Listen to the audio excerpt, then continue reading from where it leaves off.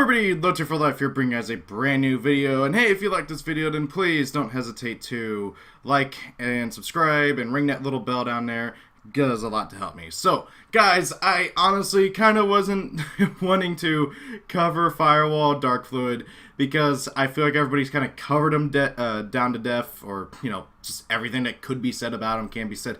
But I got requested to by a bunch of people, including Gio Manzano, one of my longest running subscribers who's been here since almost the beginning. I swear it feels like he has been, at least. And yeah, he asked for a shout out, and he really wanted me to cover this card. So yeah, you guys have him to thank. So Firewall Darkfluid is not going to be the only card we're going to cover today. I got a bunch of other cards I want to catch up on and just kind of give my opinions on, because, oh wow, V-Jump leaked all throughout the week, and we got a bunch of cool cards to cover. So, Firewall is a really interesting and perplexing card here. This is Firewall Dragon Darkfluid. It is the first legal Link 5. I've seen a whole bunch of people saying that it's the first Link 5. No, technically speaking, he's the third. There was Sanctity of Dragon, one of the first of the prize cards, and then also Noritoshi in Darkest Raiment, who was another prize card. Both of these are Link 5s, and they are match winners, so they are not legal.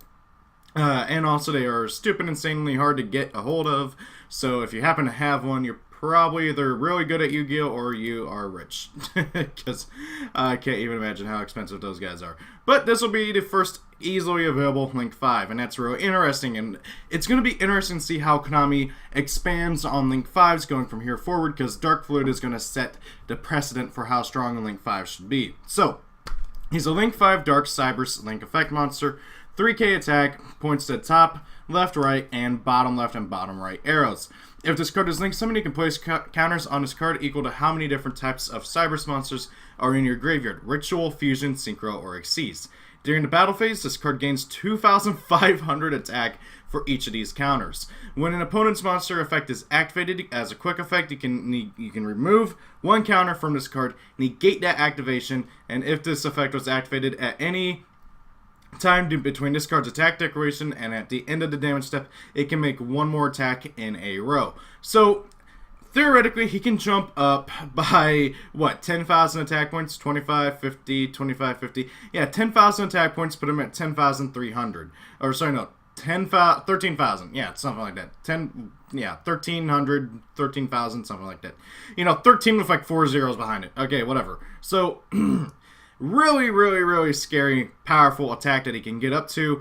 And, of course, being a not once per turn monster effect negator is really interesting. Not a single one of this card's effects are once per turn, which is very reminiscent of the original Firewall Dragon. Now, unlike the original Firewall Dragon, who, if you want to kind of look at it theoretically, like as the card was designed, the original Firewall was intended to be a defensive and combo-oriented card. You could use his effects defensively to bounce back stuff, or to just constantly spam the board and prevent your opponent from attacking you directly and stuff.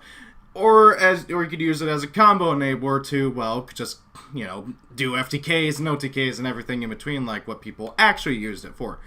Darkfluid, though, is very much a game-ending card. This is not a card that you're going to be summoning mid-combo. This is a card you're going to be summoning at the end of the combo so that you can get the most amount of attack power, so you can get the most amount of counters, so you can get the most amount of negates, and possibly, of course, the most amount of bonus attacks. I don't really see the second half of the third effect being used often. If your opponent is being attacked by this thing and they try to use the monster effect to negate the attack or something, they're just screwing themselves even more. It might lighten the attack power of Darkfluid, but he's still going to be an insane amount of attack power. 3k is nothing to shake at, so even if you only have one counter on him and make him 5,500, that's still a really powerful monster there, and he can punch over just about anything. And since it's during the battle phase in general, it's not like on attack declaration he gains the attack power or anything. That means he can even punch over things like Utopia the Lightning, who is traditionally like unkillable by battle effect monsters like these. This is a really interesting boss monster. I am absolutely loving it. I like how they took the design of the original Firewall and really improved upon it to make it a more offensive creature instead of something that could be used for defense or combos. I think that this is going to be a really good boss monster for generic Cyber Stacks, but Cyber Stacks like Salamangreat aren't going to be using him as much, because while Salamangreat do indeed have a fusion and a ritual, and I bet that they're going to be getting a synchro and Xyz. So, oh wait, yeah, they already have an Xyz. I forgot. So yeah, Salmon Great, yes, they do have a fusion. Yes, they do have a ritual and Xyz. They will probably be getting a synchro later on down the line too. But however, this card, I don't see it being used in Salmon Great as often. Maybe as like a just in case you need it kind of thing. But even then, you're more than likely just going to have Mirage Stallion in the graveyard. Maybe if you summon a Violent Chimera and it got like Torrential or something, you might have that guy in the graveyard too. But however, Salmon Greats really don't need this. This is entirely for the standard Cybers deck. And I've seen what standard Cybers can do without this thing, and it's kind of scary. So, with it, this is going to be great. It's going to be interesting to see what happens. And moving on, we got some cards I'm kind of excited for. So, Misael, who basically played the antithesis to Photon Galaxy in Zexal, is getting support really randomly. This dude played just random dragons in the original series in Zexal. He played like that soul dragon that like can't be summoned except by a dragon card effect and has like 4k attack, can't attack directly. He also played the Schwarzschild dragon, the one that's like a it looks like an infinity symbol, and it has like 2,000 attack, and if you control a 2,000 attacker monster, you can summon it from your hand. And I believe he also played the wood and water dragon. I can't remember. You know, the ones that were played in Dragon Roars later on.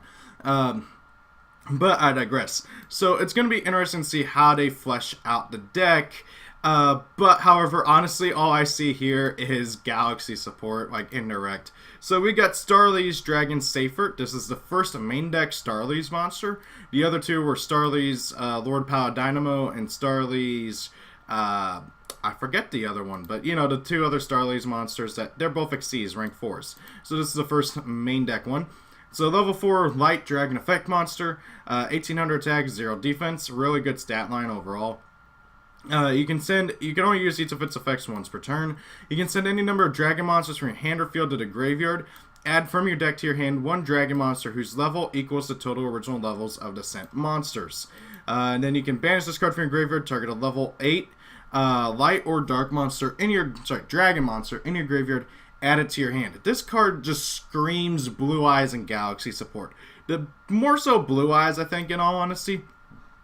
So, you ditch a dragon from your hand or field, or any number of dragons, to add one dragon whose level is equal to the total levels of the monsters sent. So, theoretically, if I sent 2 Whitestone of Legends, who I believe are both level 1, to the graveyard, and add, I don't know, a level 2 dragon, I could then also, of course, get to, well, search off those 2 Whitestone of Legends.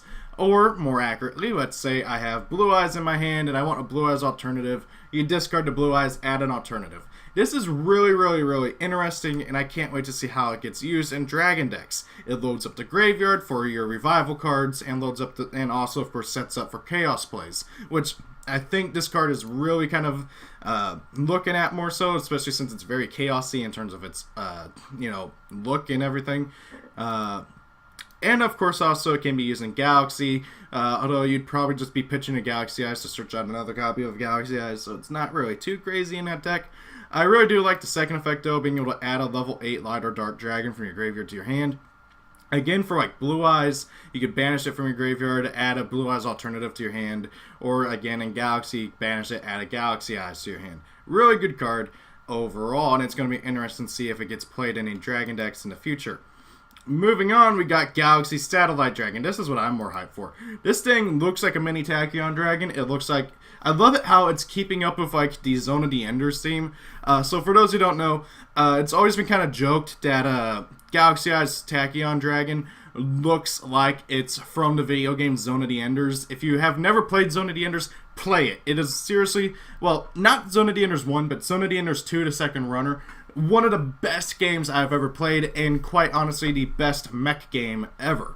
Period. No debating.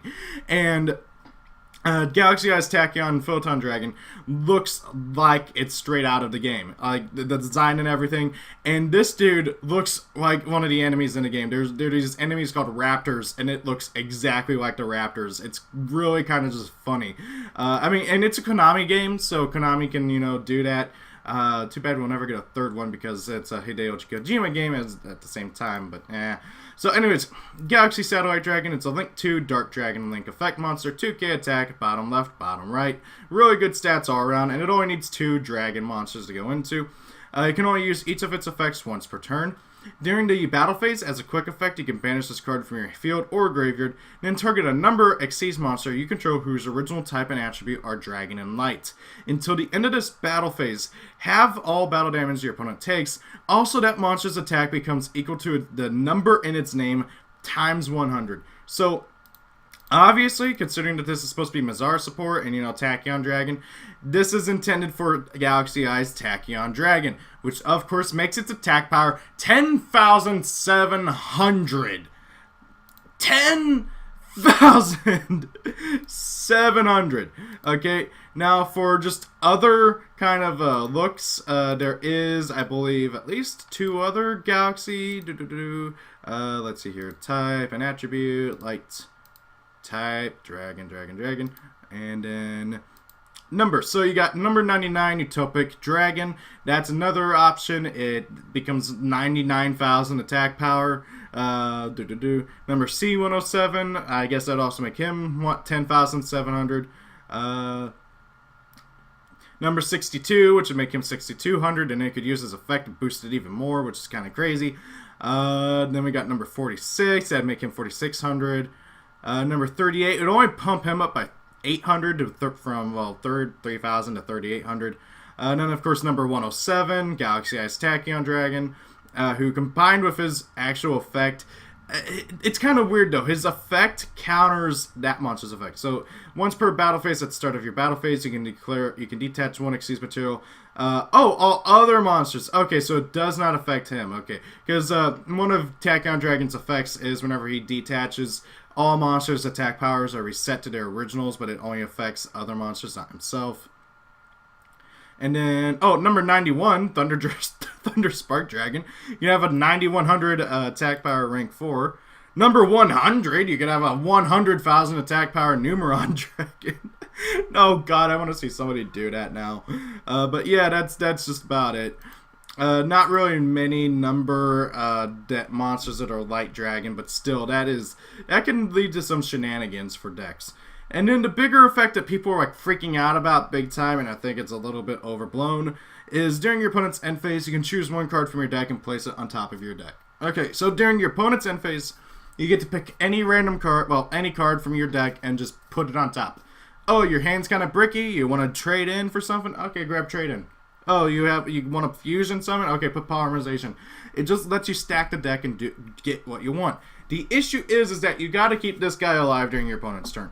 He's a 2k attack monster who wants to banish himself to do his first effect, So you got to somehow just leave him on the field, protect him from getting killed, hope yourself that you don't get burned to death or something by Mystic Mine or something, and then during the end phase, you get to do it. That is cool and all, but again, it's just way too slow. Now, granted, we don't know everything that's going to be coming out for the deck just yet, so hopefully they get some stuff that can help them protect it and stuff, so you can actually use its effect, but it'll be interesting to see how that goes. Moving on, we got the remaining of the TG support from the anime. I don't know about you guys, but I've been wanting this stuff for ever. I feel like we were still missing a card or two, but still, this is crazy good. So we got good old TG Metal Skeleton, TG Drill, what was this thing called? TG Drill Fish, and then a new trap card. Okay, so TG Metal Skeleton, it's a level 2 Dark Zombie effect monster, 1100 attack, 0 defense. You can only use each of its effects once per turn. If a monster on the field is destroyed by battle or card effect, you can spell summon this card from your hand. And then if a TG monster you control be destroyed by battle or card effect, you can banish this card from your field or graveyard instead. This card is really good, and I'm very mixed on it yet. So the first effect being able to just plop them on the field if a card is destroyed is really, really nice. It doesn't have to be your monster. It can be any monster. So you can pop up monster your opponent controls and special summon him. That's pretty handy. You can let one of your monsters get killed during your opponent's turn, special summon him, try and chum block a bit. And then, of course, he further chums blocks by having him in the graveyard, where if a TG would die, you can just banish him instead. That is really, really handy, and I really like this, especially for protecting the Link monster and, of course, the big Synchro monsters late game. So it's going to be interesting to see if we actually can cram this into deck. I think it's just already maybe it's not very combo oriented. You need to. It's more of a reactive card. So it'll be interesting to see if it gets used at all. We have TG Drillfish, level 1 water fish effect monster, 100 attack, 800 defense. If all monsters you control are TGs, minimum of 1, you can just plop it on the field. This card can attack your opponent directly. And when a TG monster inflicts battle damage to your opponent, you can target one monster your opponent controls, destroy it. And its first and third effects are hard ones per turns. So obviously this is supposed to be used in tandem with Metal Skeleton, because, well, you attack directly with it, inflict damage, pop a monster, affect a skeleton, special summon, and then I don't think either one of these are tuners, so you gotta have a tuner out to synchro up. Moving on, we got Battle Stun Sonic. When an opponent's monster declares an attack, negate that attack, and then you can special summon one TG monster or a level 4 or lower tuner from your hand or deck. So the fact that this can summon any TG monster or a level 4 or lower tuner from your hand or deck just by negating an attack is really, really handy. Gives the deck further protection, something that really does need. So it'll be interesting, again, to see if it gets played, because it is a battle trap. And, of course, as everybody likes to say, traps are bad in modern Yu-Gi-Oh!, especially battle traps. So while this is really good, it negates and gets you a monster, I don't know if it's going to get played at all. It really does suck, too, because I really like this card's effect and artwork. Heck, I love how, like, the skeleton and the fish basically have the exact same artwork as they did in the anime. Moving on, we got a new number monster. Number 76, Gladio, the Melody Lumastia. Combined with this and one other number that got revealed, all we need is Utopic Kaiser to get a complete release for everybody. And then we need numbers 1 through 4, and we have all 100 numbers printed. That's not counting the fake numbers that Don Thousand made, the fake numbers 1 through 4. Then you got the real numbers 1 through 4. And it's not counting number 1000 or number CI 1000 or what the other crazy numbers that Don Thousand came up with. So, not counting the fake ones, we only need numbers 1 through 4, guys. That is crazy. And then, of course, number 99 needs to get mass printed for everybody. So, this is number 76, Gladio, the Melody Lumastria. She's a rank 7 Light Fairy Xyz effect monster, 2700 attack, 2100 defense. 2 level 7 monsters. This card's attribute is also treated as the same attributes of its materials. Cannot be destroyed by battle with a monster with the same attribute as this card, and also cannot be destroyed by card effects with the same attribute as this card. While the effects of monsters with the same attribute as this card. And then once per turn, as a quick effect, you can target one monster in your opponent's graveyard, detach one Xyz material from this card, and if you do, attach that monster to this card as a material. So this card is super mixed. I really like the idea of it, but I really wish that she could have just been protected by card effects in general or something like that. But the fact that she's protected at all is kind of good. She's got pretty good stats, really good artwork, and I feel like that for a defensive rank 7, she's pretty good. Not terrible, not bad. You can get some stuff out of your opponent's graveyard. I don't know if any rank 7 focused decks will play her, but I can see her getting used in certain formats. So, yeah. Moving on, we got Binary Blader. He's been announced. Apparently, this is a pretty big card from the anime. I don't know. I haven't gotten that far in the anime. I have no idea if this is any good. Moving on, we got last 3 cards from the Japanese version of Battles of Legend. So we basically know everything that's in the we know everything that's in the set, except for whatever they decide to put in the TCG version. First and foremost, we got Gold Moon Coin. It's a normal spell. Add 2 cards from your hand to your opponent's hand and draw 2 cards. Yeah, this card's bad. You can probably find some funny shenanigans you can use with it, but for the most part, it's not going to get used competitively or even as a rogue option. Then we got Water of Life. You can only activate one card of this card's name per turn. If you control no monsters, target one monster in your graveyard, special summon it in attack position. Also, for the rest of this turn, after this card resolves, you cannot activate monster effects except for effects on the field of the summoned monster. I can see this being used every now and then. It's kind of like Shuffle Reborn, where it's one of those cards you want to keep in mind just in case for certain formats. But, however, if you're going to play this, why not just play World of Legacy Succession, or Monster Reborn, or any other kind of, just Monster Reborn effect. I can see a few different decks out there being useful for this card, but other than that, not really. Moving on, we got the final number before number, 1 through 4 and 99 getting a mass printing. Number 26, Octo Bypass the Dimensional Pathway. I love this thing's artwork. It just screams Cthulhu, and it's so cool. It really is. So, it's Light Psychic, rank 3, 800 attack, 2400 defense, 2 level 3 monsters. At the start of the battle phase, oh, by the way, you can only use its first effect once per turn. At the start of the battle phase, you can detach one Xyz material from this card. During this battle phase, only one monster can attack, and its attacks become direct attacks. At the end of the damage step, if a monster inflicted battle damage by a direct attack, give control of that attacking monster to the turn player's opponent. This is a really, really interesting shenanigan card. Can do some very, very funny things with it, and it's going to be interesting to see if it gets played in any rank 3 decks, because the shenanigans you can do with it are hilarious, and it can really make your opponent second guess on attacking you. Very, very, very cool card. Then we got Exodia, the Exodia promo from forever ago. So I actually don't know what this thing does. It got revealed like as soon as I hit like YGO Organization to check it out. So this is the Legendary Exodia or True Exodia ? Oh god, this is a joke card if I've ever seen one. It's a level 1 0/0. What does this thing do? Okay, Dark Spellcaster monster. Attack 0, defense 0. If this monster on the field and all other monsters on the field are exactly Forbidden 1 normal monsters with different names, the opponent of this card's controller... Oh, wait, what?